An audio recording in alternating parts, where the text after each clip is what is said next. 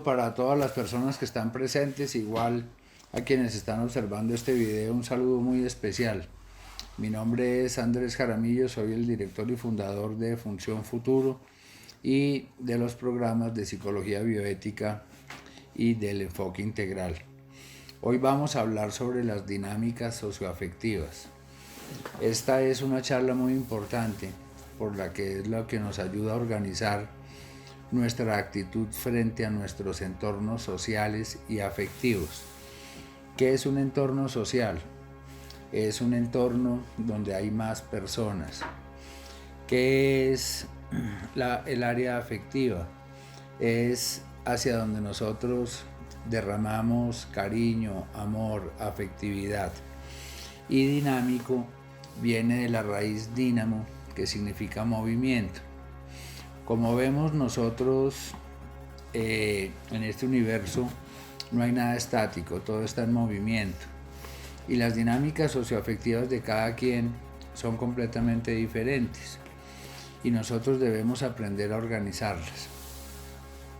Cuando nosotros hablábamos de la charla, del ser, de la persona, algo de personalidad, veíamos que la persona ya es la presentación que tiene el ser sobre sí mismo y la personalidad es la representación que tiene la persona sobre sí mismo y sobre su propio ser. Y esta tiene una función social. Cuando hablamos de la función social es absolutamente importante. Incluso desde el siglo pasado, desde los años 60, 70, se fue creando lo que se llama la Escuela de Psicología Social o Psicosocial, en donde se le quiere atribuir de que todo lo del ser humano es un reflejo de la sociedad, un reflejo del entorno social. Cuando nosotros miramos este acercamiento, en parte tiene razón, pero no en el fondo, porque nosotros tenemos algo que ya está completamente desarrollado con evidencia clínica, científica, estudios clínicos y demás, que son los aspectos neurobiológicos. Nosotros tenemos una biología interna en nuestras neuronas, en nuestro cerebro, que implican en nuestra conducta, es decir, que eso lo recibimos como marcadores psicológicos por el ADN y de hecho, desde el punto de vista social, se pueden generar marcadores psicológicos que terminan impactando en la epigenética y modifican estructuralmente nuestro ADN. Entonces, como vemos, la función social es absolutamente importante. Cuando nosotros vamos a hablar, por ejemplo, de lo que son las enfermedades emocionales y cómo éstas impactan en la función social, debemos ir a Karen Horney, una de las grandes discípulas de Freud, donde ella propone en su teoría de las necesidades neuróticas, que hoy bien la podemos llamar neurosis sociales, tienen tres aspectos fundamentales: la neurosis de afianzamiento, que es cuando la gente se afianza de otras personas, depende completamente de ellas; las neurosis de hostigamiento, que es cuando la persona termina atacando, termina siendo hostil, termina siendo agresiva con su entorno social; y las neurosis de aislamiento, que es cuando la persona se aísla completamente de su entorno social. Estas neurosis pueden terminar generando desórdenes de la personalidad. Por eso es muy importante que nosotros logremos entender que esta función social que nosotros tenemos es absolutamente importante. Nosotros no somos animales que están hechos para vivir solos, somos animales de manada. Uno de los grandes éxitos del ser humano es la actuación en colectivo. Por eso nosotros terminamos logrando sobrevivir, porque nuestro biotipo es inferior al de nuestros depredadores, y en la unión el ser humano hizo la fuerza, en la unión social. Entonces, esta función social que nosotros tenemos es absolutamente importante. La sociedad nos puede impactar y la actitud que nosotros tenemos ante la sociedad es absolutamente importante. Cuando hablamos de las dinámicas socioafectivas, debemos ir a las tesis también de Ludwig Binswanger, en que él propone tres impulsos. el impulso transpersonal, que es el impulso hacia el mundo espiritual, el impulso intrapersonal, que es hacia mí mismo, y el impulso interpersonal, que es hacia la sociedad. Entonces, si nosotros queremos organizar mejor estas teorías de Horn y de Binswanger, debemos entender de que definitivamente nosotros tenemos unos impulsos y un voltaje afectivo, es decir, nosotros podemos claramente decir que en la afectividad hay unas jerarquías. Nosotros a los desconocidos no los vamos a amar de la misma manera que a nuestra madre o a nuestra pareja. Por lo tanto, cuando nosotros vamos a jerarquizar estas dinámicas socioafectivas, las vamos a poner en orden de importancia. Esta teoría de las 7 dinámicas socioafectivas básicamente organiza nuestro entorno social y todo lo que somos nosotros para lograr entender cómo debemos organizar nuestra afectividad. Entonces, la primera dinámica es el propio ser, la propia persona, que es el sí mismo. Entonces, la persona más importante en nuestras vidas somos nosotros mismos. Esto no es egocéntrico, esto no es egolatría, esto no son conductas egomaniáticas. Esto es básicamente que yo debo entender de que yo soy la persona más importante de mi vida. Esto lo vemos incluso en los aviones, cuando ofrecen las mascarillas y dan el instructivo que dicen primero póngase la suya y después de que se pone la suya ya piensen ayudar al prójimo. ¿Por qué razón? Porque si yo no me ayudo a mí mismo o si yo no soy la persona más importante, yo no puedo dar de lo que no tengo. Entonces lo primero que nosotros debemos fortalecer, lo primero que nosotros debemos dirigir nuestra atención es hacia nosotros mismos, mi primera dinámica socioafectiva. Cuando ya vemos la segunda en el adulto, de una manera organizada son la pareja y los hijos. ¿Por qué? Porque es el segundo voltaje, es la segunda pulsión hacia donde yo derivo mi amor. La tercera básicamente es la familia. Ya no la familia nuclear, sino la familia que no es la familia inmediata, que le llamamos la familia secundaria. Y ahí tenemos, ya cuando estamos ya casados, tenemos hijos, tenemos a nuestros padres, hermanos, tíos, etc. Y en la cuarta dinámica tenemos nosotros a nuestro entorno social, donde trabajamos, donde estudiamos, los amigos, todas estas personas. La quinta dinámica ya es toda la sociedad humana, las personas desconocidas, que también son importantes, son nuestro prójimo. Y en la sexta dinámica tenemos todo lo que es el universo físico. El universo físico vemos que está compuesto por fauna, flora, por el mundo material, los objetos, a los que muchas veces también les dedicamos cariño, atención, cuidado. Y la séptima es Dios. A ellas hay que verlas como si fueran, en la teoría de las esferas esférico-laminares, como las capas de una cebolla. Es decir, la séptima dinámica es Dios y contiene a todas las anteriores, porque básicamente Dios es omnipresente, es ubicuo y Dios está en toda la creación. Y Dios va a ser, la gran diferencia entre ser y estar, ser es una partícula activa, es un agente activo en todas las personas que ofrecemos nuestra vida y nuestra voluntad al cuidado y muchas veces al servicio de Dios, porque Dios pues hizo su creación también para vivir en ella y lo hace a través de las personas que nos ofrecemos para que esto suceda, que es la plena disposición a que Dios viva en nosotros. Entonces, cuando yo tengo esas prioridades, cuando yo tengo mis dinámicas completamente organizadas, mi vida va a fluir, mi vida socioafectiva va a fluir, va a estar organizada. Pero si, por ejemplo, yo dejo de amarme más a mí mismo que a mis amigos, como sucede en los adolescentes, que son más importantes los amigos que incluso que él mismo, estas dinámicas empiezan a disfuncionar y absolutamente la vida va a ir a colapsar. Sucede igual, por ejemplo, en un matrimonio, que la esposa no le da la prioridad al marido y mete a la mamá como segunda dinámica y nunca la pasa a una tercera dinámica. Ese matrimonio va a estar condenado al fracaso, porque la suegra va a ser más importante que el marido. Entonces, esto se ve también en las relaciones cuando una persona le da más importancia a los amigos que a la pareja. Entonces ese matrimonio va a disfuncionar, los amigos se la van a pasar metidos en la casa todo el día, la pareja no va a ser lo más importante en referencia a las dinámicas exteriores y ese matrimonio va a colapsar.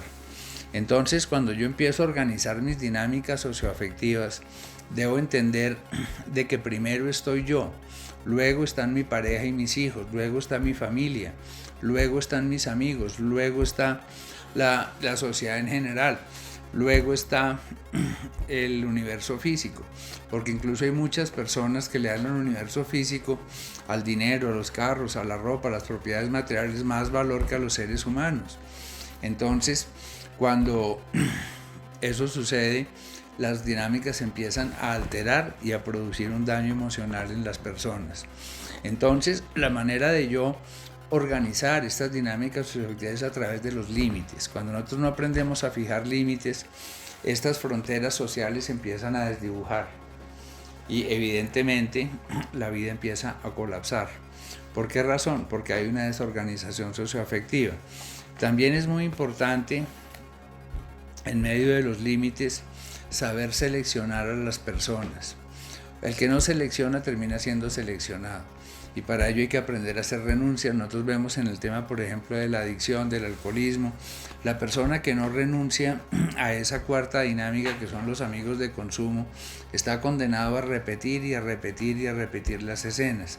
Por ello, en la medida en que nosotros aprendemos a fijar límites, empezamos a desarrollar y a consolidar una nueva identidad. Cuando vemos las dinámicas socioafectivas, vemos que es un área de absoluta importancia dentro del ser humano, porque las grandes heridas que tiene el ser humano, los grandes traumas que tiene el ser humano, provienen del área social. Es decir, cuando nos hieren, cuando nos lastiman. Por eso nosotros mismos en nuestra primera dinámica debemos entender que somos un ser, de que somos unas personas y debemos tratarnos con esa dignidad que es tan importante. Cuando hablamos de la dignidad, es ese valor que nos atribuye a nosotros nuestra propia importancia y nuestro propio respeto.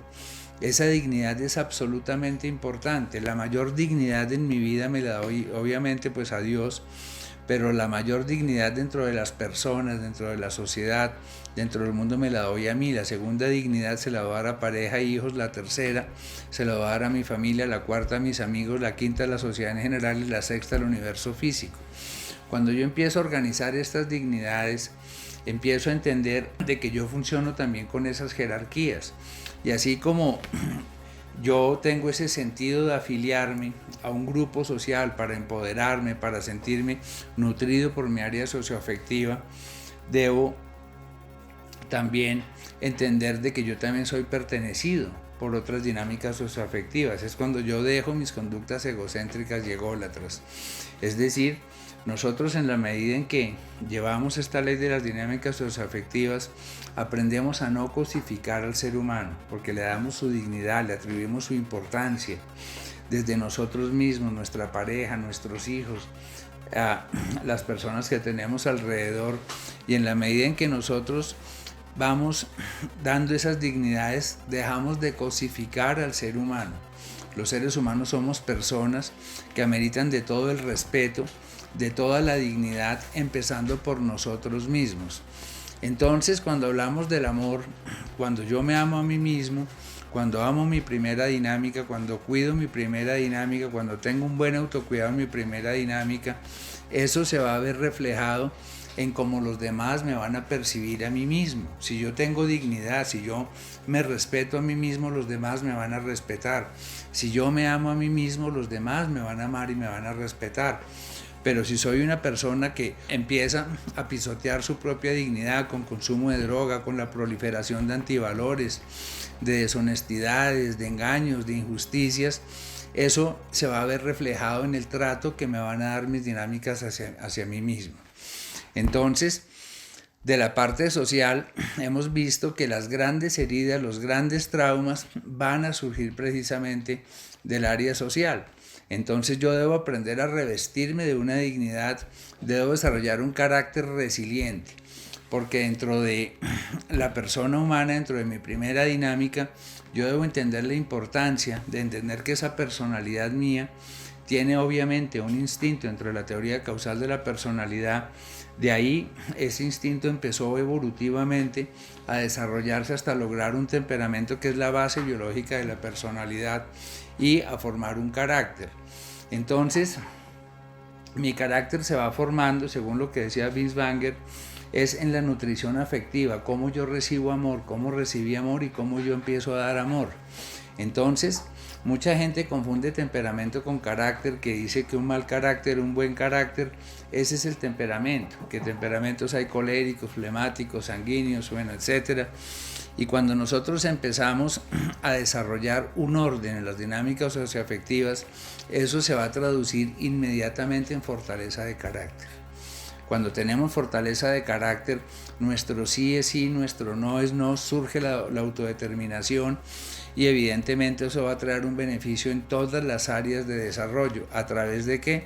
De saber organizar mis dinámicas socioafectivas, de saber renunciar a las personas tóxicas, a aquellos que me intoxican a través de la fijación de límites, la instauración de la distancia social, que es tan importante, y de ese autorrespeto que termina consolidándose en una buena dignidad.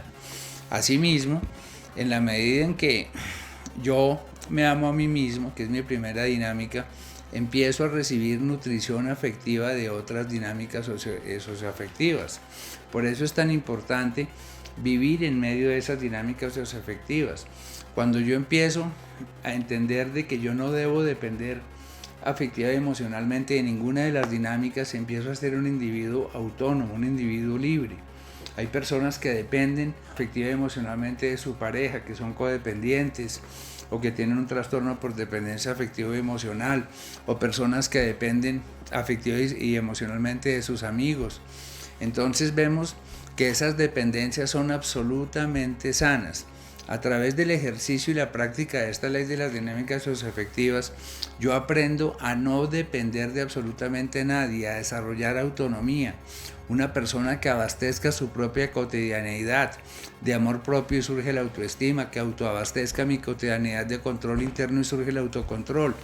Entonces, en la medida en que yo me voy autoabasteciendo, empiezo a entender de que existe una interdependencia, que es muy diferente a la dependencia, es una ley de intercambio.